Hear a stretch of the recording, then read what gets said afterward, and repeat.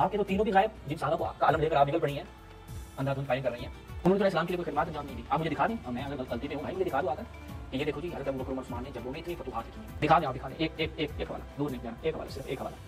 कोई इनकी एक जख्म खाया हो, इस्लाम के लिए एक जख्म खाया हो। आपने भी साहबा के ऊपर बड़ा जनाब खुतबा दिया है, दीन इस्लाम साहबा शिया काम करते हैं। आपके नहीं 3 साहबा ने किसी जंग में हल्की सी खराश आई हो, या खुद को खराश आई हो या किसी काफिर को हल्की सी खराश दी हो, ये दिखा दो मुझे। इस पर अगला सवाल हमारा ये है कि क्या हजरत अली ने तलवार नहीं उठाई? जंगे जमल, जंगे सिफ़ीन, जंगे नहरवान, ये सारी जंगे हजरत अली ने लड़ी हैं, और वो भी रसूलुल्लाह सल्लल्लाहु अलैहि वसल्लम के इस दुनिया से पर्दा फरमा जाने के बाद। तो इस पर हमें पता है कि ये एक नया बहाना कर देंगे कि नहीं सॉरी, हमसे ना झूठ बोलने में थोड़ी सी गलती हो गई है। झूठ दरअसल ये था कि खुलफा सलासा के खिलाफ तलवार उठाने से मना किया था। नहीं कोई बात। अब ये भी बेचारे अपनी जेब से कि मौला इस्लाम ने जंग क्यों नहीं की, वो इस वजह से कि आपके आएगी।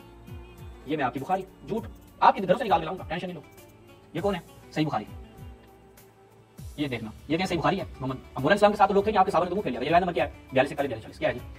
इस पर फातिमा अबू बकर की तरफ से खफा हुई। यहाँ पे भी आपकी गैरत नहीं जाएगी, आपकी गैरत में जरा भी कोई उसका टेंपरेचर जो है ना ऊपर नहीं जाएगा, बिल्कुल लो हो जाएगी कि जनाब ज़हरा सलामुल्लाह अलैहा अबू बकर पे नाराज हो गए। अबू बकर से करके मुलाकात के लिए उसके बाद वफात तक उनसे कोई गुफ्तगू नहीं की। फातिमा के बाद 6 महीने तक जिंदा रही, जबकि वफात उनके अली ने उन्हें रात में दफन किया, अबू बकर को खबर ना दी। मैं तो आपसे ये पूछ सकता हूँ कि अगर ये आपके साहबा इतने अच्छे थे तो जनाब ज़हरा रसूल की एक बेटी थी, इनके जनाजे में मौजूद नहीं आपके साहबा, इस पे भी मोहतरमा जवाब देंगे। इन्हें रात में दफन कर दिया, अबू बकर की खबर नहीं थी, खुद उनकी नमाज पड़ी। फातिमा जब तक जिंदा रही अली पर लोग बहुत तवज्जो रखते थे, लेकिन उनकी वफात के बाद उन्होंने देखा आप लोगों के मुंह की तरफ से फिरे हुए हैं।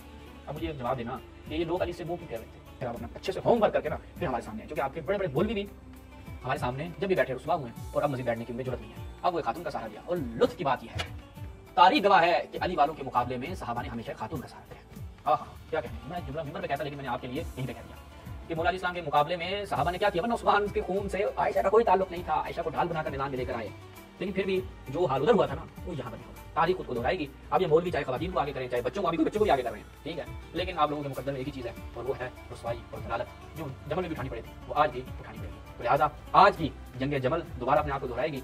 यहाँ पर अमीरुल मोमिनीन के मानने वाले, वहाँ पर आयशा के मानने वाले, यानी बिल्कुल वही, सुभान अल्लाह, यानी वही सीन दोबारा से होगा और वही मामलात होंगे, और आपके साथ जो होगा वो सोशल मीडिया पूरी देखेगी। और इंशाअल्लाह आप अब मुकाबला करना, डट कर हमारे सामने खड़ी होना, जुर्रत करना, हज़रत आयशा वाले काम नहीं करना, यहाँ पर डट के हमारा मुकाबला करना, इंशाअल्लाह फिर आपको बताएंगे।